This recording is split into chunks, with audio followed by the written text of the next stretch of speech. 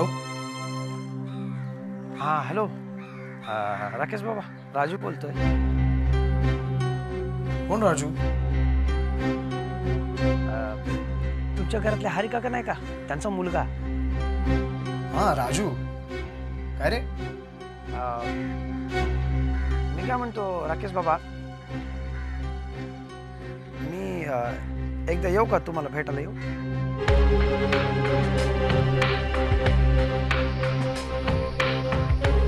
मला कशाला?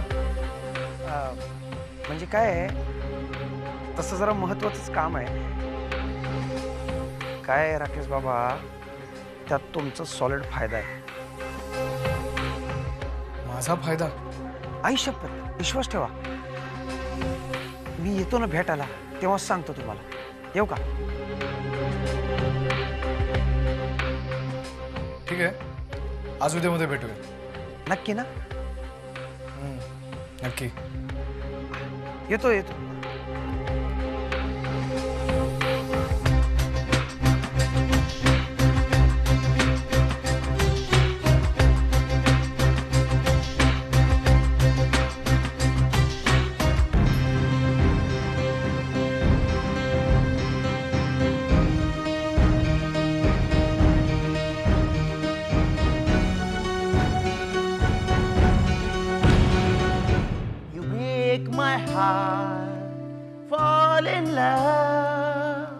नाथा. हॅलो नाथा, काय? वर ये जरा. आता काय नव? येतोस ना? हा आलो आलो.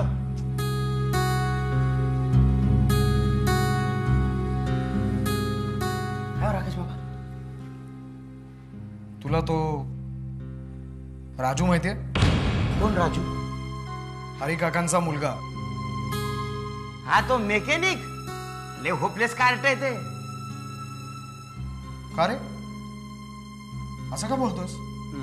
खरं तर 4 शिव्या देणार होतो, पण तुम्ही समोर म्हणून जरा कंट्रोल केला जिभेवर. का? तुम्हाला काय सांगू आता राकेश बाबा, दारू पितो, नको नको ते धंदे करतो, सगळे करतो तू. फक्त एकच गोष्ट चांगली आहे, ती म्हणजे मेकॅनिक आहे, घरी पैसे आणून देतो बस. पण तुम्ही का चौकशी करताय? काय नाही, सहजच. जरा सांभाळून राहा, नाही शेफ्टी खेळा त्याच्या बरोबर जरा. थँक्यू. वेलकम ना.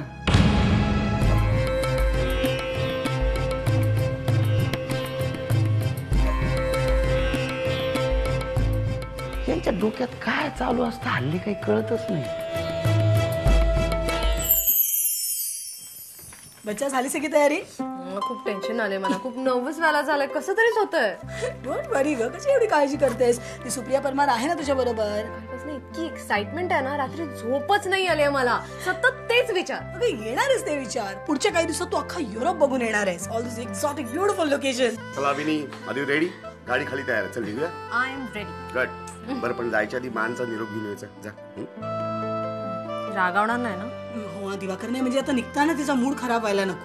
हे बघ, ते काहीही असलं तरी घरातनं बाहेर पडायच्या आधी माना भेटायचं, त्यांना नमस्कार करायचा, त्यांचा आशीर्वाद घ्यायचा आणि मगच निघायचं.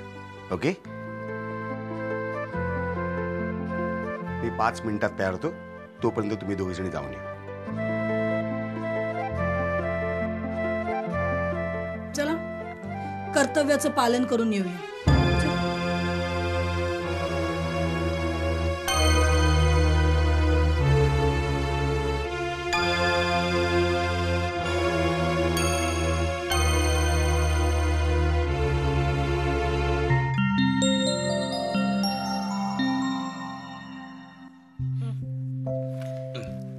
गोवर्धन, तू दिवाकरला जे काही सुनावलंयस, तू अजूनही त्याचाच विचार करतेस? अरे ठरवून काय डोक्यातनं विचार काढून टाकता येतात का? मला भीती इतकीच वाटते की तू मुद्दामून बिळात हात घालून सापाला डिवचतोयस. सापाचा अपमान करू नकोस. साप दिवाकर इतका वाईट नसतो. ए, उगाच चेष्टा करू नकोस. मला फक्त एवढंच म्हणायचंय की तो दिवाकर एक मूर्खासारखा बडबड करतो. मूर्ख आहे म्हणून सोडून द्यायचंय ना? अरे वा, असं कसं? याचा अर्थ त्याचं म्हणणं मला पटलंय आणि ते खरं आहे असं सिद्ध होतं. ताई त्या पप्पांचं अगदी बरोबर आहे. हा? अगं दिवाकर काका जे म्हणतायत ना ते अगदी खालच्या पातळीवरचं बोलणं झालं. हा. ते खोटं आहे आणि अतिशय वाईटही. मग अशा वेळेस पप्पांनी काय गप्प बसायचं? तुम्ही बाप लेक ना आरेला कार्य करण्यात एक्सपर्ट आहात. करा काय करायचंय ते, मला का सांगू.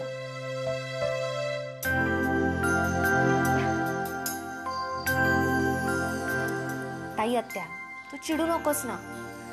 हे बघ तुझं पण म्हणणं बरोबर आहे. पप्पा पुढच्या वेळेस नक्की लक्षात ठेवतील. हो ना पप्पा? हो नक्की नक्की लक्षात ठेव. तो जर काही बोलला तर मी गप्प बसेल. बस झालं समाधान. बरं हे बायानो मी निघतो आता. ऑफिसला जायला हवं मला. हे काय पप्पा इतक्या लवकर? बाई तुझा नवरा 1 तास आधी येऊन बसतो आणि ऑफिस संपल्यानंतर तासन तास काम करतो. मला नको जायला आधी तिकडे. काय ग सागर इतक्या लवकर कसं काय जातो ऑफिसला? का तू इकडे आहेस म्हणून लवकर जातोय?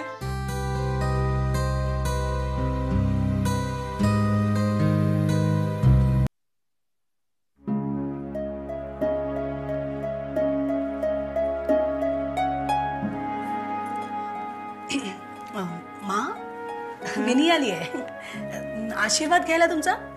म्हणजे निघाल्यात कुठे त्या? युरोपला शूटिंगसाठी. आम्ही नाही सांगितलं होतं. ठीक आहे, आता तुम्ही ठरवलंच असेल तर काय करणार? मी मामा आणि पप्पांशी सगळं नीट बोलली आहे. हो हो ना मा, तुम्ही काळजी करू नका. शी इज इन सेफ हँड्स. म्हणजे काय आहे, ती जी मॉडेल कोऑर्डिनेटर आहे ना सुप्रिया परमार, ती आपल्या विनीची चांगली मैत्रीण पण आहे. ती चालली आहे ना तिच्याबरोबर, ती काळजी घेईल. हो हो ना ग. हो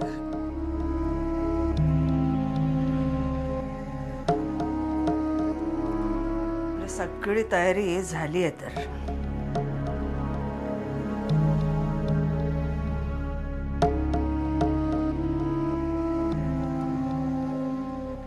जपून राहा.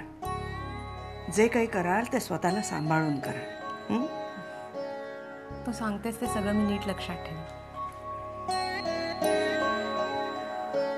यशस्वी होऊन या. आजी मी तुला खात्रीने सांगते, ही ट्रिप करून जेव्हा मी परत येईन ना तेव्हा तू सगळ्यांना अभिमानाने सांगू शकशील की विनी सरदेसाई माझी नाते. तसंच होते. Happy journey and all the best. निघू आम्ही मा. हो एअरपोर्टवर जायला उशीर होतोय ना. हो हो ना. चल विनी, अगं उशीर होतोय ना. या येते मा.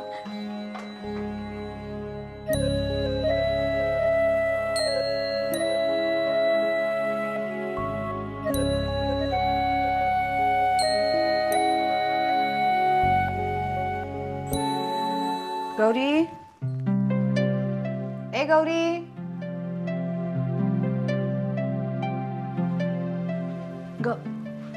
अगं काय ग, आज किती वेळ आवरावरी करायला? ऑफिसला काय सुट्टी वगैरे का काय आज? वर्तमानपत्राच्या ऑफिसला कधी सुट्टी असते का? म्हणजे मग उशिरा जायचा प्लॅन आहे आज तुझा, हो ना? बघते.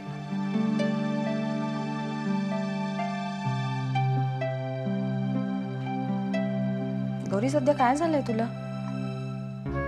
असं का करतेस, इतकी तुटक उत्तरं देतेस? काय चाललंय डोक्यात?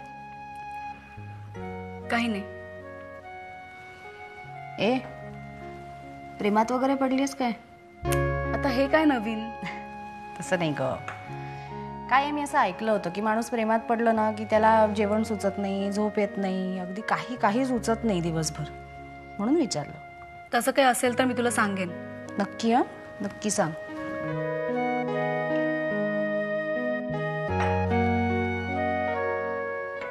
मी एका सिरियस गोष्टीवर विचार करते.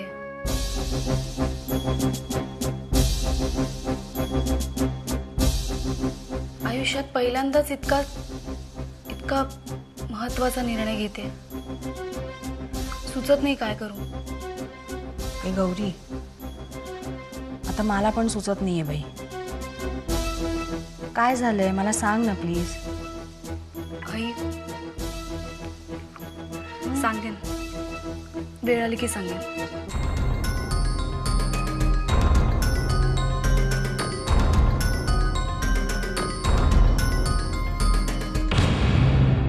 बोला मेनन साहेब, काय म्हणायचंय काय तुम्हाला? काय साहेब, कामगारांच्या काय मागण्या आहेत त्या आम्ही तुम्हाला कळवल्या. आता म्हणायचं तुम्ही.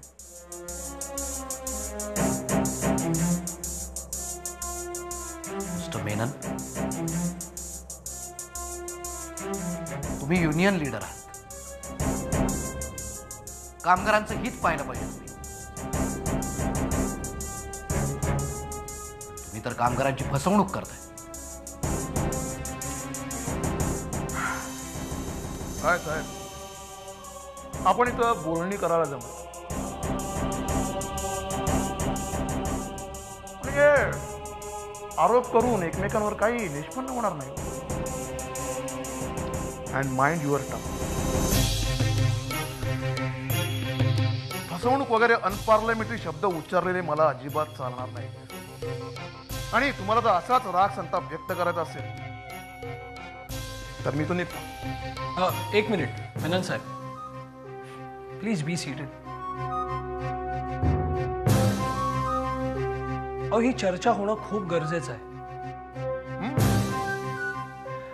आणि ही चर्चा अतिशय शांतपणे आणि खेळीमेळीने होईल याची हमी मी तुम्हाला देतो.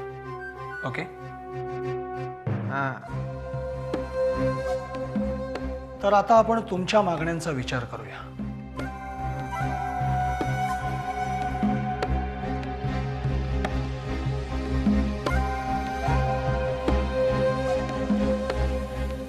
मिस्टर मेनन, तुमच्या मागण्यांवर विचार करणं शक्य नाही, कारण तुम्ही स्वतः फिजिबिलिटीचा विचारच केलेला नाही. बोनस आत्ताच्या चौपट, पगार दुप्पट, कॅज्युअल लीव्ह दुप्पट. How is it possible? आणि कंपनीचं प्रॉफिट दुप्पट झालेलं नाही अजून. मिस्टर मेनन, केमिकल फॅक्टरीजमध्ये काम करणाऱ्या प्रत्येक कामगाराला रोज दूध दिलं जावं असा सरकारी कायदा आहे. त्याप्रमाणे आपल्या फॅक्टरीमधल्या प्रत्येक कामगाराला रोज 1 ग्लास दूध दिलं जातं. पण तुम्ही तुमच्या मागण्यांमध्ये असं म्हटलंय की प्रत्येक कामगाराला रोज 1 लिटर दूध द्यावं. नॉनसेन्स. 1 लिटर दूध काय कामगार पिणार आहे का घरी घेऊन जाणार आहे? हे तुम्ही लिहायला हवं होतं. मिस्टर मेनन, तुम्ही कामगारांचं हित पाहत नाही आहात. तुम्ही जाणून बुजून माझी अडवणूक करताय. तुम्हाला फक्त कंपनी बंद पाडण्यात इंटरेस्ट आहे. अरुण साहेब, एकतर तुम्ही कामगारांच्या मागण्या मान्य करा, त्यातच तुमचं भलं आहे. नाहीतर काय होईल ते तुम्हाला चांगलंच माहित आहे. घेऊ मी?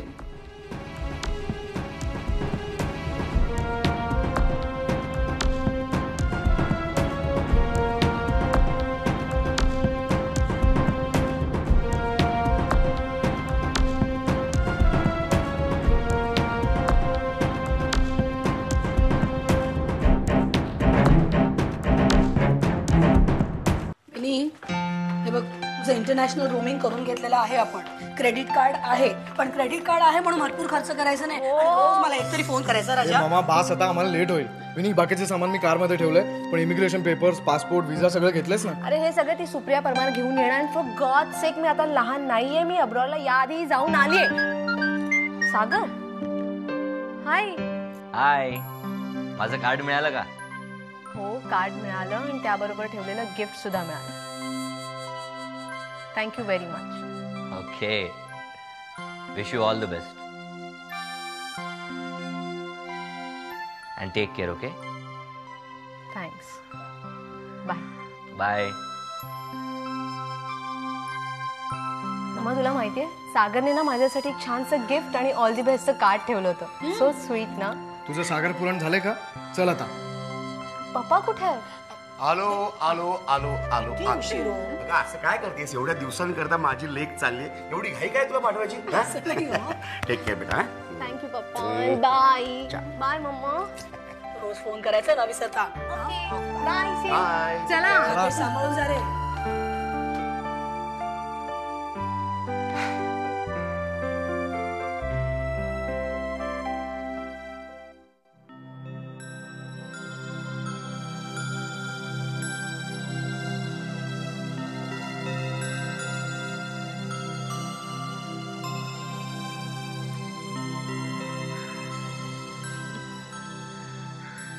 मुक्ते, सागरने किती दिवस राहायची परवानगी दिली आहे तुला? असं काही नाही आत्या, माझ्यावरच आहे. का ग? काही नाही ग, आपले जरा खायचे प्यायचे हिंडायचे बेत करत होते. अगं हो, परवा एक ना नाटक लागतंय नवीन, जाहिरात बघितली मी आजच. काढूया का तिकीट? का सागरला विचारून ठरवतेस तिकीट काढायची का? काय ग आत्या, तू काढ तिकीट, सागर नाही काय म्हणणार. खरंच समजूतदार मुलगा आहे का तो. नाहीतर एरवी कुठच्या नवऱ्याने पाठवली असती बायकोला अशी लग्न झाल्या झाल्या माहेरी. पाठवली तर नसतीच, 2 दिवसात न्यायला हजर झाला असता. खरंच सागर सारखी समजूतदार जर मीही असते ना तर कदाचित. मुक्ती काय ग? ए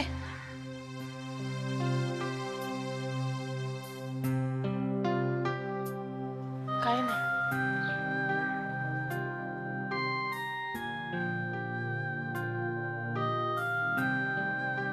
काय झालं सांग बरं. मला नाही सांगणार?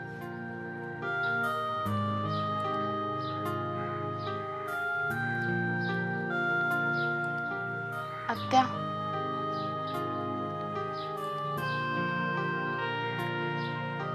सागरने मला इथे पाठवलं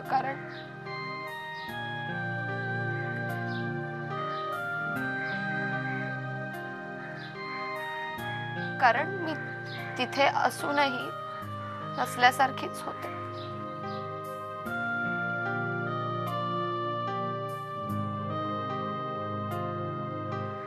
सुख देण्याऐवजी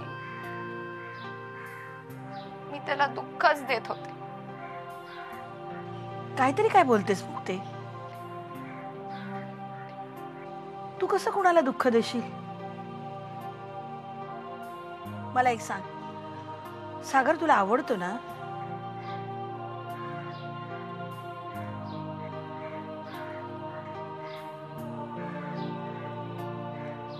पण ताई आत्या, आम्ही अजून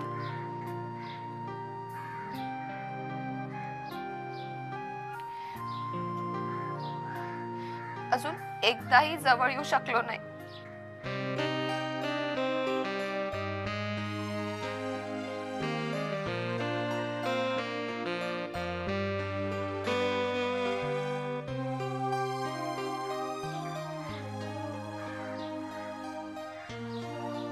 तो जोवर स्पर्श करत नाही ना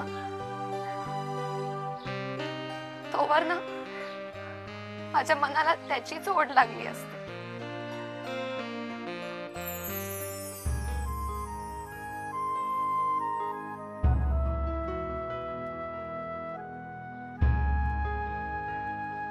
पण जेव्हा तो स्पर्श करतो ना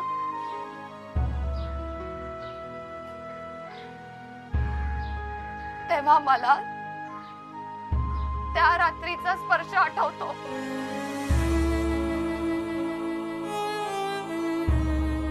ती रात्र आठवते.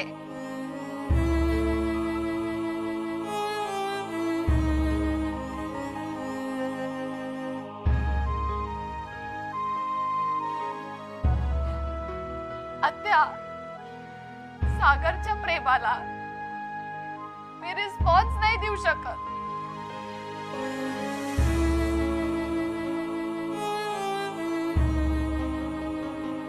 माझ्या मनात खूप असतं ग, पण तेव्हा ना माझं शरीर थंडच पडून जात, निर्जीव होत. काय करू मी?